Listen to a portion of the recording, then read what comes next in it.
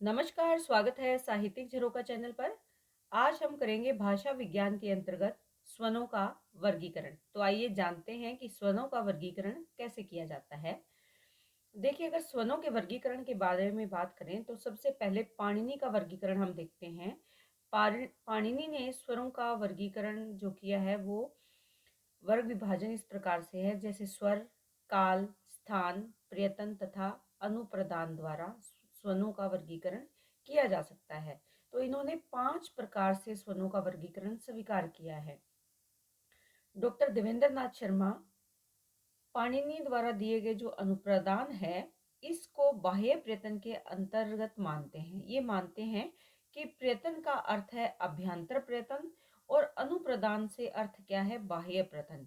प्रयत्न यानी जो हमारे अंदर की इंद्रियां काम करती है, अंदर से जो मुख के अंदर से जो प्रयत्न होता है, वो कौन सा है, वो प्रयत्न में शामिल किया है।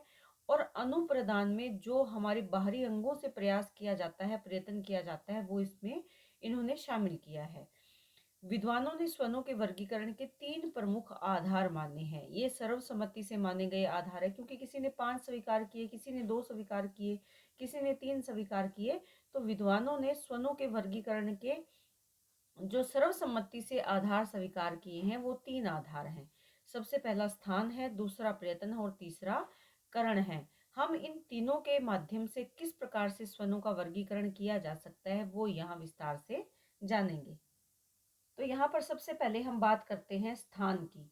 स्थान कौन सा है, जो निश्वास को बाधित किया जाता है, यानी जो मुख से निकलने वाली सांस है उसको जहाँ रोका जाता है, उसे ध्वनि का उच्चारण स्थान कहते हैं। कंठ से लेकर होठों तक या ओष्ठ तक अनेक ऐसे स्थान हैं जो उच्चारण की दृष्टि से महत्वपूर्ण है। तो आइए देखते हैं। इसमें सबसे पहले है काकल। काकल स्थान से उत्पन्न होने वाली जो ध्वनियां होती है उनको काकल्य ध्वनियां कहते हैं। इस ध्वनि में क्या होता है कि मुख विवर खुला रहता है और निश्वास बंद स्वर तंत्र मुख को खोलकर वेग से बाहर निकलता है। मैंने आपको बताया था कि जो स्वर तंत्र है ये बंद होता है और जो निश्वास है ये इसको झटके से खोलकर ऊपर की तरफ निकलता है। तो ऐसे में जो ध्वनियां उत्पन्न होती है वो काकल्य ध्वनियां होती है। उसके बाद है कंठ। कंठ स्थान से उत्पन्न होने वाली ध्वनियों को कंठ्य ध्वनियां कहते हैं। और इन ध्वनियों के उच्चारण में जो जीवा पश्च कोमल तालु को छूता है, यानी जीभ के पीछे का जो भाग है वो कोमल तालु को छूता है और इससे कौन सी ध्वनियां उत्पन्न होती है, क वर्गीय जो ध्वनियां हैं वो इससे उत्पन्न होती है। उसके बाद अगर बात करें जो मूर्धा है, मूर्धा यानी मूर्धन्य, या पहले तालु देख लेते हैं। तालु से उत्पन्न होने वाली ध्वनियां कौन सी है, तालव्य। तालु यानी कठोर तालु स्थान से, देखिए मुंह के भीतर हमने ये भाग बनाए थे जिसमें हमने कोमल तालु, मूर्धा, इसके साथ वर्तस्य, ये सब ध्वनियां यहाँ पर बनाई थी। तो जो कठोर तालु का स्थान है वहां से उत्पन्न होने वाली जो ध्वनियां है वो तालव्य ध्वनियां कहलाती है। इसके उच्चारण में जो जीभ का अगला भाग है, यानी जो जीभ है उसका जो अगला भाग है, ये अगला भाग कठोर तालु को स्पर्श करता है। यहाँ से जो उत्पन्न होने वाली ध्वनियां है तालव्य ध्वनियां, जो च वर्गीय ध्वनियां है वो तालव्य ध्वनियों के अंतर्गत आती है। उसके बाद बात करते हैं मूर्धा की। मूर्धा से उत्पन्न होने वाली ध्वनियों को मूर्धन्य ध्वनियां कहा गया है। इसमें जो मुख विवर है, ये सबसे ऊपर का भाग मूर्धा, यानी जो सबसे ऊपर कठोर भाग होता है मूर्धा, तो वो स्थान यहाँ पर इस्तेमाल किया जाता है ध्वनि उत्पन्न या स्वन उत्पन्न करने के लिए।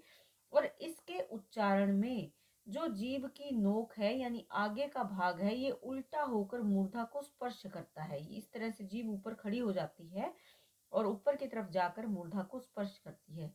तो यहाँ पर जो ट वर्गीय ध्वनियां है वो मूर्धन्य ध्वनियां कहलाती है। उसके बाद वर्तस या वर्तस्य ध्वनियां या स्वन जो है वो इस स्थान से उत्पन्न होने वाली ध्वनियां क्या कहलाती है, वर्तस्य ध्वनियां कहलाती है। इसके उच्चारण में जीभ की जो नोक है वो किसको स्पर्श करती है, वर्तस को स्पर्श करती है। जो न, र, ल, स, ये जो वर्ण है, इनका उच्चारण किससे किया जाता है? वर्तस से और जीभ के अगले भाग को मिलाकर होता है, दोनों के प्रयत्न से होता है। तो यहाँ पर न, र, ल और जो स वर्ण है वो इसी के द्वारा उच्चरित होते हैं। उसके बाद आ जाते हैं दांत। दांत से उत्पन्न होने वाली ध्वनियों को क्या कहते हैं? दंत्य ध्वनियां। दंत्य ध्वनियों या दंत्य स्वरों का जो उच्चारण है, इसमें जीभ की नोक ऊपरी दांतों की जो पंक्ति है उसके भीतरी भाग को स्पर्श करती है। यानी जीभ की नोक जो दांत है, इन दांतों के भीतरी भाग को स्पर्श करती है। जो त वर्गीय ध्वनियां है वो इसी के अंतर्गत आती है, या त वर्गीय स्वन इसमें शामिल है। उसके बाद बात करते हैं ओष्ठ। ओष्ठ से उत्पन्न होने वाली जो स्वन है वो कौन से हैं? ओष्ठीय स्वन कहलाते हैं या ओष्ठीय ध्वनियां कहलाती हैं। जैसे प वर्गीय ध्वनियां है, वो किससे उत्पन्न होती है? ओष्ठ से। प दोनों होठ आपस में मिल जाते हैं, तो प वर्गीय ध्वनियां ओष्ठीय ध्वनियां है। ये होठ जब आपस में मिलते हैं या गति करते हैं तब ओष्ठीय स्वन उत्पन्न होते हैं। इसके बाद जीवा मूल की अगर बात करें तो जो जीवा मूल है, इससे उत्पन्न होने वाली ध्वनियां वो जीवा मूलीय ध्वनियां कहलाती है। इसमें जीवा मूल कोमल तालु और अली जीवा से मिलकर अरबी की ध्वनियां उत्पन्न करती हैं। जैसे हम क के जो नुक्ते का प्रयोग करते हैं, क, ख, ग, इस तरह से जो अरबी की ध्वनियां उत्पन्न होती हैं वो जीवा मूलीय ध्वनियां हैं। इसमें ह, क, ख, ग, ये जो वर्ण है वो इसी के अंतर्गत, या ये स्वन इसके अंतर्गत आते हैं। अब जो दूसरा यहाँ पर वर्गीकरण यहाँ पर माना गया है, प्रयत्न के आधार पर जो स्वनों का वर्गीकरण किया जा सकता है, वो दो प्रकार से होता है। पहला यहाँ अभ्यंतर प्रयत्न और दूसरा है बाह्य प्रयत्न। अभ्यंतर प्रयत्न मूलतः चार प्रकार का होता है, जो स्पष्ट है, ईषत् स्पष्ट है, विवृत है और संवृत है। लेकिन इसके साथ साथ आप यहाँ पर ये ध्यान में रखें कि जो लघु सिद्धांत कौमुदी नामक पुस्तक है उसमें ये पांचवा भी स्वीकार किया गया है, ईषद्वी व्रत। लेकिन हम यहाँ पर मुख्यतः चार प्रकार के अभ्यंतर प्रयत्न की बात करेंगे। तो आइए देखते हैं। सबसे पहले यहाँ देखते हैं जो स्पष्ट प्रयत्न है। देखिए, स्पृष्ट से तात्पर्य क्या है? स्पर्श किया गया यानी छूना। जैसे क, च, ट, त, प, ये जो ध्वनियां है ये लगभग 25 व्यंजन ध्वनियां हैं और इनका उच्चारण स्पृष्ट प्रयत्न के जो अभ्यंतर प्रयत्न है उसके अंतर्गत माना गया है। इनमें जो जीवा है वो कंठ से लेकर होठों तक अनेक स्थानों का स्पर्श करती है, यानी उसको छूती है, तब इनका उच्चारण होता है। जैसे क, च, ट, त, प, यानी जो 25 ये व्यंजन है वो अभ्यंतर प्रयत्न के अंतर्गत आते हैं। इसके बाद है ईषत् स्पष्ट। ईषत् स्पष्ट का मतलब होता है थोड़ा। ईषत् यानी थोड़ा, थोड़ा यानी कुछ ध्वनियां ऐसी ध्वनियां है, कुछ स्वन ऐसे स्वन है जिनमें स्थान या कर्ण का पूरा स्पर्श नहीं होता, बल्कि थोड़ा सा छूकर या अल्प छूकर वो जो अंग है वो स्थिर हो जाते हैं। जैसे य, व, वो इसी के अंतर्गत स्वनों का उच्चारण होता है। यह और वह स्वन ईशस पृष्ठ के अंतर्गत आते हैं। उसके बाद है विवृत। विवृत से तात्पर्य क्या है? खुला हुआ, यानी मुंह की स्थिति कैसी है? खुला हुआ। ये जो प्रयत्न है स्वरों के उच्चारण में होता है, यानी विवृत का जो प्रयास है कैसे होता है? स्वरों के उच्चारण में। और स्वरों के उच्चारण में किन्हीं स्थानों का स्पर्श नहीं होता, बल्कि मुख विवर खुला रहता है। सभी ऊष्म ध्वनियां विवृत के अंतर्गत आती हैं। उसके बाद है समृद्ध। समृद्ध का अर्थ क्या है? बंद। समृद्ध ध्वनियों के उच्चारण में जो प्रयत्न है उस प्रयत्न में मुख विवर और जीवा को इतना अधिक संकीर्ण हो जाता पड़ता है कि उसमें से थोड़ी ही सी ध्वनि निकल पाती है। जैसे ई या ऊ। तो ऐसे जब स्वनों का उच्चारण होता है, या ये जब स्वन ध्वनियां या स्वन उत्पन्न होते हैं तब ये कैसे होते हैं? ये समृद्ध के अंतर्गत आते हैं। प्रयत्न के अंतर्गत दूसरा है बाह्य प्रयत्न। बाह्य प्रयत्न मुख्यतः स्वर तंत्री में होते हैं और ये कितने हैं? ये मुख्य मूलतः 11 माने गए हैं। इसमें सबसे पहले है विवार। स्वर तंत्रियां जब पूरी खुली होती है तब उस बाह्य प्रयत्न को क्या कहते हैं? विवार कहते हैं। जैसे कि आ स्वर का जो उच्चारण है वो विवार के अंतर्गत आता है। उसके बाद है संवार। स्वर तंत्रियों की बंद होने की स्थिति में संवार प्रयत्न होता है।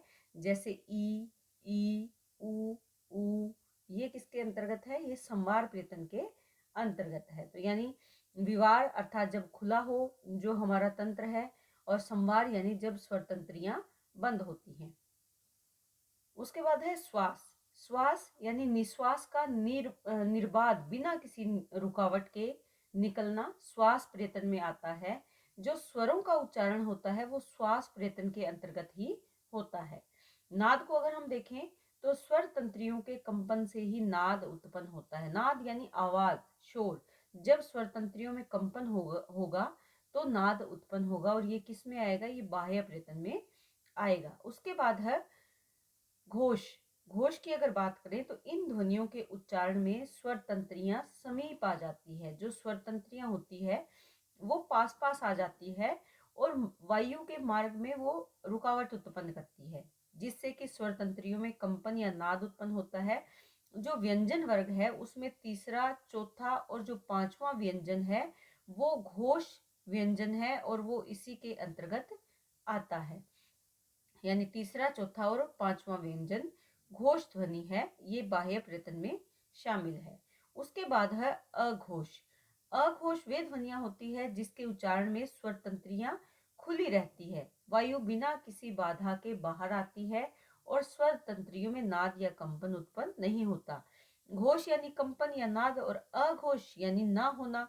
तो ये आप ध्यान में रखें कि स्वर तंत्रियों में नाद या कंपन इसमें नहीं होता, और यहाँ पर पहली और दूसरी जो ध्वनि है व्यंजन वर्ग में वो इसी में शामिल है। उसके बाद है अल्प प्राण।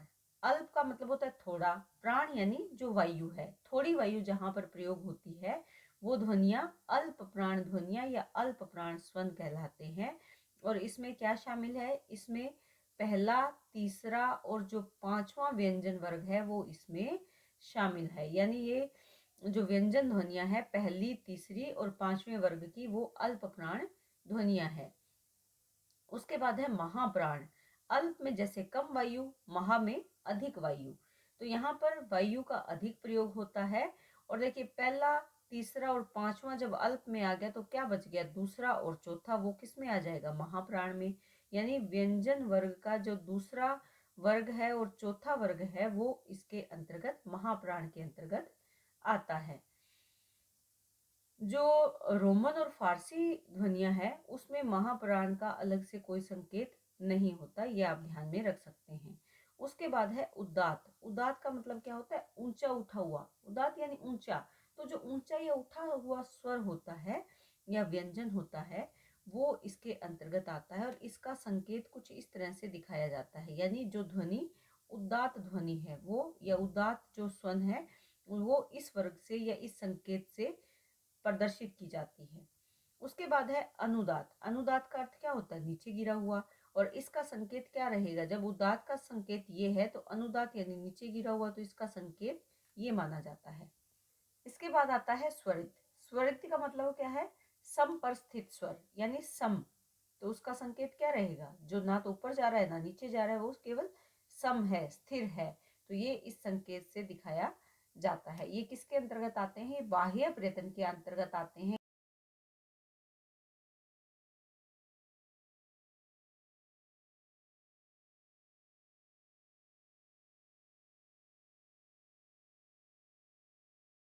वर्गीकरण है वो है करण। करण यानी इंद्रियां।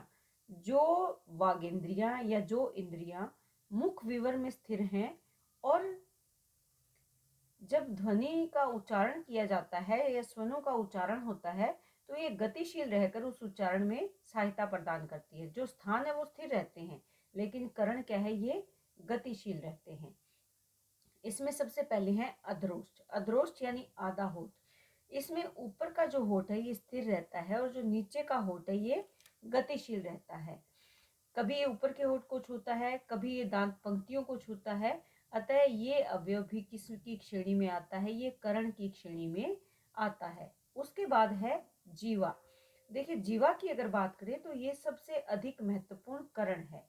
ये जीवा कभी आगे, पीछे, ऊपर, नीचे या गतिशील रहकर स्वनों के उच्चारण में सहायता करती है। इसके विभिन्न क्रिया विपारों की चर्चा हम पहले भी कर चुके हैं, जो हमने किया था कि जीव के अलग अलग जो भाग होते हैं, जैसे मूल क्या है, पश्च क्या है, मध्य भाग कौन सा है, अग्र भाग कौन सा है, तो उसके बारे में हम पहले भी विस्तार से बात कर चुके हैं। उसके बाद आता है स्वर तंत्री। जीवा के बाद स्वर तंत्रियां जो है वो सबसे ज्यादा महत्वपूर्ण स्थान रखती है। ये कभी खुलती है, कभी बंद होती है और कभी इनमें कंपन उत्पन्न होता है, जिससे कि ये बाह्य प्रयत्न में अपना महत्वपूर्ण भाग या इनका बाह्य प्रयत्न में महत्वपूर्ण स्थान है। तो जो बाह्य प्रयत्न होता है वो उसमें स्वर तंत्री सबसे ज्यादा सहयोगी सिद्ध होती है। कहने का भाव ये है कि स्वर तंत्रियों से बाह्य प्रयत्न जो है ये सबसे ज्यादा काम कब करता है, जब स्वर तंत्री इसका सहयोग करती है या इसी के सहयोग से बाह्य प्रयत्न सार्थक होता है। तो आज हमने जाना कि स्वनों का या ध्वनियों का वर्गीकरण कैसे, हमने 3 भागों में इसको बांटा है। प्रयत्न के हमने 2 भाग किए हैं, अभ्यंतर और बाह्य प्रयत्न। मूलतः जो पाणिनि है उन्होंने इसके 5 वर्गीकरण स्वीकार किए हैं, लेकिन विद्वानों की सर्वसम्मति से इसे मूलतः 3 भागों में बांटा गया है। तीनों भागों के बारे में हम विस्तार से यहाँ पर कर चुके हैं, स्थान, प्रयत्न और करण, जिससे कि स्वनों या ध्वनियों का वर्गीकरण किया जा सकता है। इसी के साथ उम्मीद करती हूँ कि वीडियो आपके लिए उपयोगी सिद्ध होगा, ऐसी मेरी कामना है। बहुत बहुत धन्यवाद। इसी तरह चैनल से जुड़े रहें। लाइक, शेयर और सब्सक्राइब करना ना भूलें।